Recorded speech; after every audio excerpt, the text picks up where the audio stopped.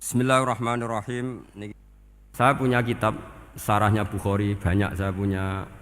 Itu diantaranya riwayat dari Ahlul Bait dari Sayyid Ali Zainal Abidin Anil Husain an Abihi an Rasulillah sallallahu alaihi wasallam. Itu riwayatnya adalah ketika nanti di mahsyar itu ya tidak usah kamu bayangkan ya karena ini bila kaifin walan hisorin. Itu Nabi diantara Jibril dan Allah. Kemudian tentu yang akan masuk surga itu orang-orang yang sudah jelas surganya, kayak para nabi, para wali, para habaib, para orang-orang pilihan, itu jelas surganya. Tapi apa yang terjadi? Allah itu, ya tentu Allah zat yang maha tahu, sudah sangat tahu. Itu nabi usulnya itu hanya satu, Ay Rabbi. Saya masih hafal teksnya, memang tak hafalkan karena ini tak mau tak pakai senjata untuk ketemu para malaikat. Bukan ya Rabbi, kalimatnya Ay Rabbi. Ay Rabbi ibaduka abaduka fi atrofil ardi. Lho Gusti, yang nyembah jenengan bukan hanya orang Kudus tok, bukan orang Menoro tok, bukan madrasah-madrasah elit tok, bukan sekolah-sekolah Anggulun tok. Banyak orang yang di tengah hutan juga nyembah jenengan, banyak orang yang kerja di Korea juga nyembah jenengan, banyak orang dengan segala kemiskinannya juga nyembah jenengan. Tidak hanya orang-orang mainstream ini yang nyembah jenengan. Akhirnya Allah ini terus nyari orang-orang yang enggak jelas alamatnya, enggak jelas statusnya. Tapi di hatinya hanya masih nyembah Allah Subhanahu wa ta'ala. Ini termasuk berkah dari rahmatnya Rasulullah sallallahu alaihi wasallam. Jadi nanti yang jelas ya tentu akan dapat surga karena posisinya jelas. Yang enggak jelas diusulkan sama Rasulullah, ay Rabbi ibaduka abaduka fi atrofil ardi. Itu luar biasa. Saya pernah ke Korea itu haru karena di sana ya ada yasinan, ada dibaan. Padahal kerja di negara ateis. Itu kalau mereka sholat, itu nyuri-nyuri waktu makan sholatnya itu di kamar mandi.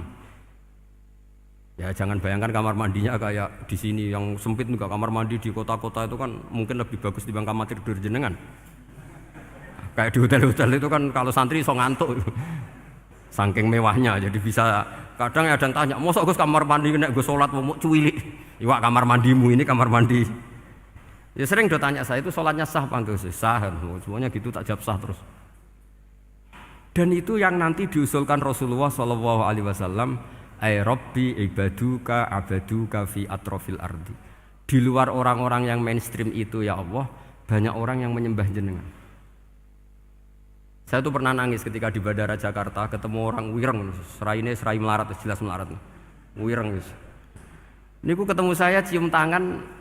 Gus saya ini itu habis dari Selandia Baru. Kerjanya dia itu ikut mancing gitu, mancing ikan tuna di Selandia. Kalau saya di tengah laut itu sampai 2 bulan. Hiburan saya itu hanya ngaji jenengan lewat YouTube. Coba orang di tengah laut ngaji. Wah, itu seneng pojok bumi. Jadi ini umat Rasulullah sallallahu alaihi wasallam.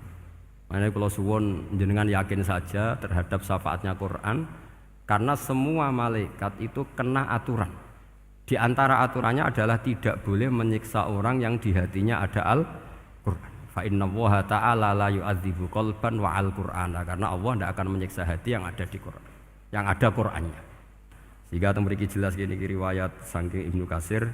Supaya kula percaya, apalagi ini didhawuhkan Rasulullah sallallahu alaihi wasallam bahwa surat Tabarok adalah disebut munjiyah, penyelamat, juga disebut wakiyah, penjaga. Lalu biasanya orang-orang yang enggak percaya syafaat itu pertanyaannya adalah, kan manusia itu wa alaisa lil insani ila masa'a, manusia itu hanya bisa membawa bekal apa yang pernah dilakukan. Itu dijawab oleh ulama-ulama kita ahli sunnah wal jamaah. Entah perlu ditambah anahdiah apa enggak tahu saya. Saya ini kata orang banyak termasuk pengurus PBNU, tapi saya itu tetap nggak pati srek. Kalau ahli sunnah saja, tidak usah ditambahi an-nahdiyah. Karena nanti malah tidak global ini, ahli sunnah kok lokal ini jadi ribet. Ya tapi kalau kita di Indonesia ya ditambahi an-nahdiyah tidak apa-apa.